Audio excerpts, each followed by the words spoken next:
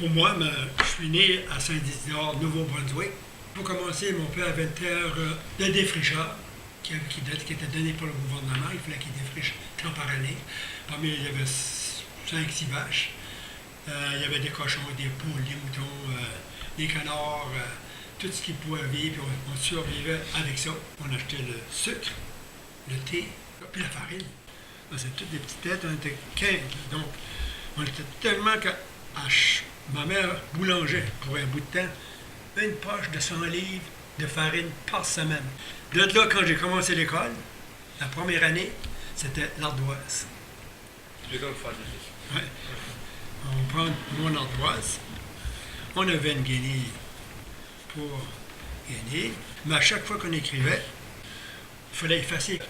L'autre bord de l'ardoise, on gardait des notes qu'il fallait garder plus longtemps. Ça, c'était ma première année. La plupart du temps, c'était des enseignants qui faisaient avec une grosse trappe. Oh! Puis il y avait un petit bonhomme qui était au côté. Bonhomme qui n'était pas gros, là, tu sais. Puis il fallait qu'il donne la main flaque. Il broyait, tu sais, les grosses larmes. Par la fin, on s'habituait à ça, tu sais. Jusqu'à l'âge, vers 15 ans, les frères du Sacré-Cœur sont venus me chercher. Quand ils nous confessaient, dans ces années-là, on y allait à la confesse le matin. Là, on y allait, ce qu'on avait le choix de dire, il fallait qu'on dise, je disais que je pensais aux filles. Puis dans ça, on faisait des péchés d'omission qu'on appelle. Des péchés d'omission, c'est des péchés qu'on pensait mais qu'on n'a pas fait. Lui qui écoutait toute ma confession, il avait une connexion avec le frère maître qu'on appelait. Puis rendu au bout, ça faisait 1 an et demi que j'étais là. Là, il m'a fait venir, le frère maître, puis il a dit, bon, je pense que tu vas aller faire une réflexion chez vous. Puis, je fait la réflexion, je l'ai faite, puis je vais me retourner. Ce que je faisais sur la ferme, ce qui étaient mes occupations, nous, c'est isolé. C'était pas tellement isolé, parce que c'était la chaleur des animaux qui réchauffait la grange. Puis, quand j'ai commencé à traire les vaches, j'étais très jeune, une dizaine d'années. L'été, il y avait des grands jardins. Et c'était les serbages, on appelait, tout enlever les mauvaises herbes. Quand les foins arrivaient, nous autres, c'était pas avec des gros ballots, c'était à la fourche. Puis on avait un petit bonhomme, il y en avait toujours un qui foulait le foin, là, qui le tassait. Quand on arrivait à la grange, nous autres, on avait une fourche à foin qu'on appelle, qui était accrochée là-bas en haut. Le voyage de foin qui arrivait là, on reculait le voyage de foin. Puis la fourche descendait. Mais là, encore là, il y avait un corps qui portait, qu'on tirait soit avec le cheval, on peut mettre un tracteur, à la fin on avait un tracteur, on tirait avec le tracteur, puis ça faisait monter la fourche. Puis quand est-ce qu'on voulait l'avoir à la place qu'on voulait l'avoir, on tirait sur le petit corps, qu'on avait un autre petit corps, puis on tirait, puis là, la fourche s'ouvrait, les pattes se rouvraient, il était droit. Tout, il venait droit, le foin tombait là. Puis l'hiver, le cheval, peut-être dans ce temps-là, lui, il tirait la graine, puis on mettait du bois. Le bois de travers comme ça, on chargeait ça de bois. C'est comme ça. Puis quand est-ce que le cheval, des fois, s'il avait le malheur d'arrêter, des fois, il se prenait, il fallait prendre le fouet, puis avec une branche, puis fouetter le cheval pour le décoller, parce qu'il se prenait des fois. Mais quand on allait dans le bois, il faisait tellement froid, puis on n'avait pas les chaussures qu'on avait aujourd'hui, là. On avait on appelait ça des gun-shoes, c'était juste de caoutchouc, puis c'était pas isolé, là. Bon, on se cognait les pieds, on se tenait par le poteau, puis on se cognait les pieds, bang! On se cognait le pied, là, pour essayer de se le réchauffer, hein. C'était pas drôle. Moi, mes activités, dans le fond, comme jeunesse, comme enfant, radio, on avait une radio, avec une antenne dehors qui était sur une grande perche de bois. La télévision, pour nous autres, on y pensait même pas, ça n'existait pas. On n'avait pas de patins, des patins, on appelait des patins, c'est des patins à lames qu'on attachait sur nos bottes. Ça, c'était des planches de bois avec des lames qui étaient en dessous. Ça, on attachait ça sur nos bottes. Ça, il y avait des straps là-dessus, puis on l'attachait sur la boîte au bord. Puis, on se faisait des petits camions.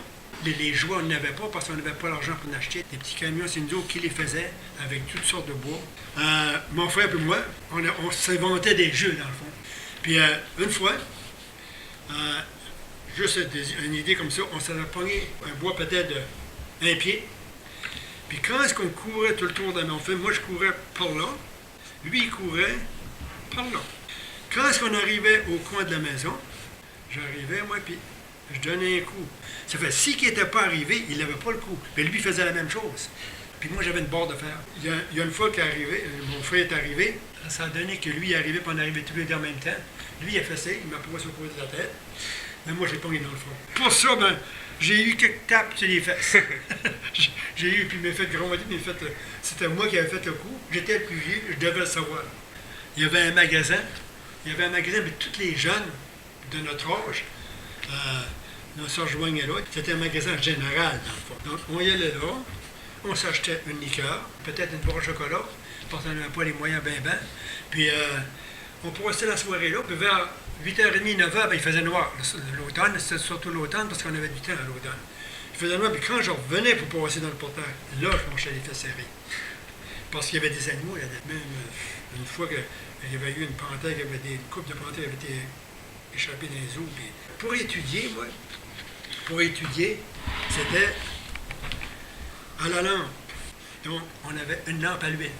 Donc, on avait ça sur la table. On se mettait là pour étudier. On essayait d'étudier bien souvent avant qu'il fasse noir. Mais à l'automne, il faisait trop noir, c'était toujours. Dans l'école, c'était pas des plantes électriques, c'était la fournaise dans le milieu. Ça fait, bien souvent, c'était nous autres qui allions chercher le bois. La maîtresse disait, OK, allez chercher le bois, c'était chacun notre tour. Donc, quand j'ai fini ma grade 12, j'ai pas trouvé un emploi de suite, là. Dans l'été, même, j'ai commencé à sortir des slippers qu'on appelait. C'était des billots avec le cheval. Mais là, dans l'automne, mon père avait parlé au gérant de banque. Le gérant a dit, justement, il dit, j'ai besoin, il dit, de quelqu'un pour travailler à la banque. J'ai travaillé à la banque pour 3 ans. Au bout de 3 ans, j'ai fait la décision de m'en aller à Toronto. Je m'avais acheté un Volkswagen avec des économies, mais je faisais 28 pièces par semaine. Ça fait des économies, puis je restais chez ma tante, que je payais juste 10 pièces, pas cher, ça me restait 18 pièces. Avec ce Volkswagen-là, on est parti 5 pour Toronto. On n'avait jamais sorti de la ville, Rimouski. On était arrêté, puis on s'est acheté des homards, puis on s'était assis, puis on avait du fun. À un moment donné, on s'est retrouvé sur la Transcanadienne. Puis ça qui était drôle, on était rendu sur la route, là, quand on a pris la grande route, la Transcanadienne ne paraît pas passer Québec. Ce qui était drôle, il y avait tellement peur, là, on n'était pas habitué au trafic, on avait été élevés quasiment dans le bois, quasiment en arrière. On a sorti le chapelet, les gars. On a décollé, puis on s'est rendu à Oshawa, on est arrivé chez ma tante. Puis de là, pour faire une histoire courte,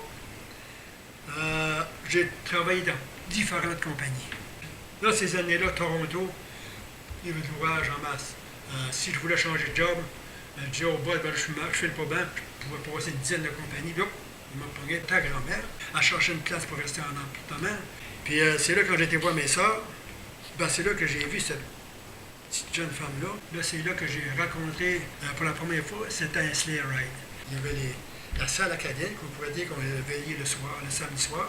Puis il y avait aussi une autre place, c'était les Québécois qui allaient là. Quand j'étais dans sleigh ride, c'est là que j'ai rencontré grand-maman. Puis après, je faisais mon Casanova. Je faisais comme ça, qu'on a sorti ensemble. Puis après ça, là, on s'est acheté une maison. Avant ça, j'ai décidé d'aller à l'université pour prendre mon cours de CGA, comptable. Je ne l'ai pas fini parce que là, le bébé est arrivé. Puis après ça, j'avais décidé, là, j'allais à l'université la fin de semaine. Le soir, c'était le soir. Puis dans les fins de semaine, on se rejoignait avec des gens que je connaissais pour étudier.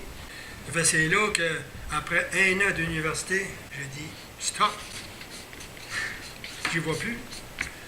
J'ai arrêté ça. Puis j'ai bien fait, mais j'ai continué à travailler pour Mitsubishi pendant 4 ans. Puis c'est là que j'ai commencé à travailler et pogné un emploi chez Forano. Forano, j'ai travaillé là 18 ans. Forano ferme, Forano fait Fayette, ça commence tout de par F, Fayette. On va travailler à l'Easter Broadcasting. C'était moi qui étais l'adjoint du président. Au bout de 6 mois, là, ils ont arrêté le poste. J'ai travaillé aux boiseries. 6 ans. Là encore, les boiseries ont fait faillite. On pourrait dire, après les boiseries, ça fait à peu près, il y a 13 ans que je suis retraité. Puis sur ma retraite, j'ai une terre à bois, comme tu sais, je coupe du bois encore. Encore cette année à 75 ans. Je coupe mon bois. Puis en plus, ben, je fais du ski alpin. On est membre à Beaumont. Je fais du ski de fond. Et l'été, on fait du vélo.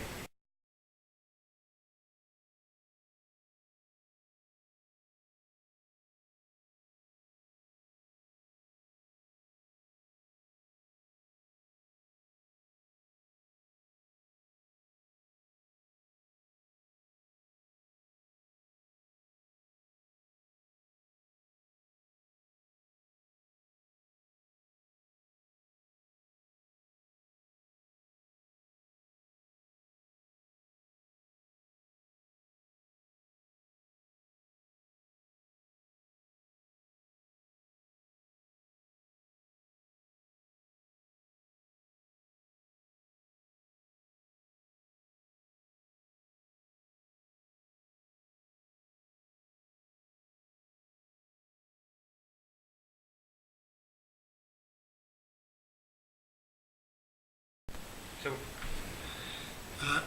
Il y a une fois que ça a été. J'aurais pu mettre la maison en feu. C'est que moi, je repressais mes culottes. J'avais à peu près. C'était dans cette maison ici? Non, c'est la maison. J'étais au Nouveau-Brunswick. Puis, c'était une deuxième maison qu'on avait là. Puis, je pressais mes culottes. Puis, pour enlever les taches, on prenait du gaz. On mettait du peu de gaz de tracteur, ça fait les taches comme il faut. Donc, le poêle. C'est ça, le poêle.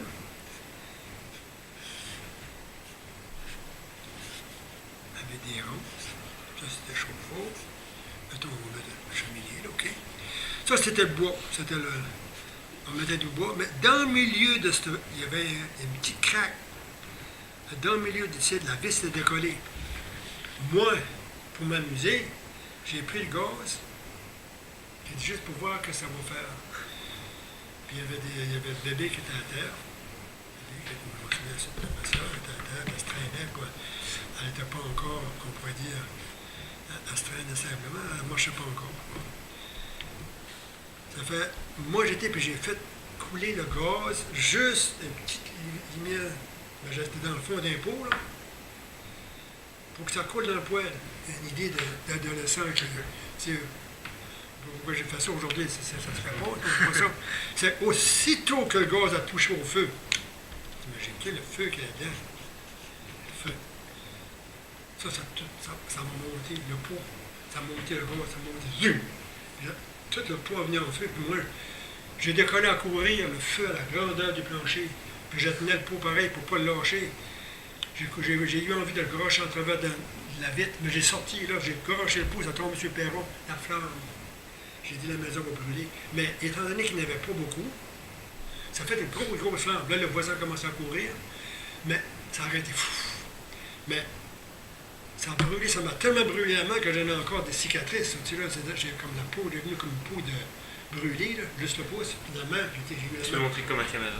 Ben, c'était comme. Non, ici, genre, comme une dessin. On voit pas beaucoup. Hein? La main, là. OK, mettons. Ah non, mais t'as vraiment. Hein? T'as vraiment. Non, oui, genre. C'est comme ça. Là. Mettons, rapproche-toi, là. Ouais. Ouais. Ok, ouais. Ouais. Là, ça paraît pas beaucoup aujourd'hui, mais ça reste une autre sorte de peau, là. C'est juste pour dire que j'avais 15 ans à peu près. J'en ai 75 aujourd'hui, ça fait 60 ans. Ça prend du temps, là. Ça guérit, ça fait une marque. Ben, c'était ça. C'était une autre affaire que j'ai des gestes qu'on fait des fois que d'adolescents pour le manque de prise de conscience. C'est ça. Je pense que c'était juste une petite anecdote que je voulais compter. Ben, t'en as-tu d'autres, tant qu'il y a? Ouais, arrête.